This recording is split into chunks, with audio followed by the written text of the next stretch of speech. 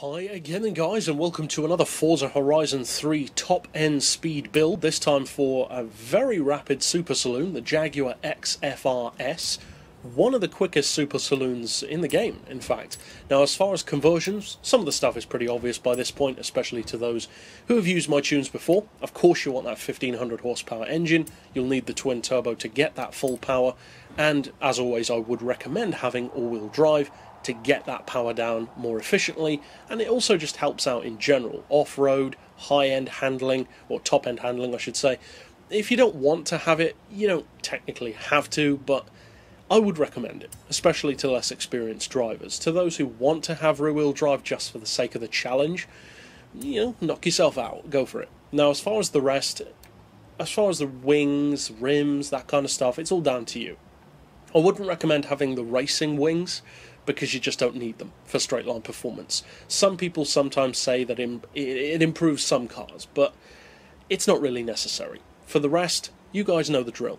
Lower the weight as much as you can, increase the power as much as you can, and basically fit everything to the car, apart from those wings and the roll cage, that has racing in the title. Gearbox, diff, suspension, tyres, everything.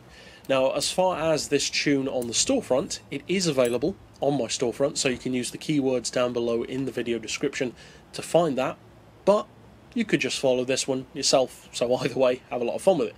Now, as far as the benchmark, 1.8 to 60 is very strong, 3.6 to 100 is even better, especially for a big, heavy four-door car. 272 flat out isn't exactly lacking either. As I said, it's one of the quickest super saloons in the game.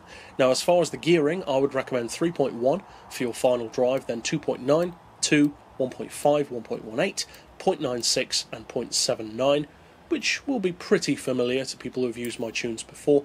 As far as alignment, of course, I've gone for neutral camber and toe. Now, if you want to have some camber or some toe, or change up the caster angle, or change up anything, then by all means go ahead. That's the whole point of these tunes. They're designed to be changed around to personalise it to you. Now, as far as anti-roll, we've got those on 32 and 21, springs on 258, 229 with the lowest ride height front and rear.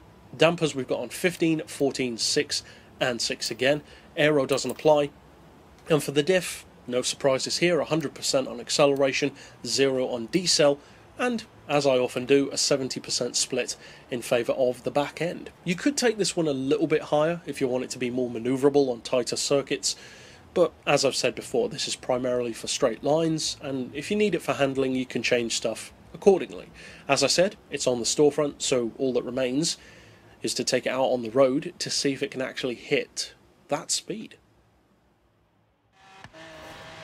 Now, one of the great things I would say about the XFR-S is it's a saloon which, despite being pretty big and pretty heavy, handles itself very well. Remarkably well, in fact. It's one of the strongest sedans in the game, easily. It's a brilliant straight line machine. The acceleration is strong, both low, medium and high range. The top end speed is fantastic. Not necessarily the absolute best sedan in the game. It could technically be beaten, but it's strong. Really strong. So if you haven't checked out the XFR-S, I definitely recommend doing so if you do plan to race some sedans or just want to have a good car in your garage. So if you would like more tunes like this, there are literally hundreds more on the channel, which you can click through to on the playlist at the end of this video. But for now, as always, thanks for watching.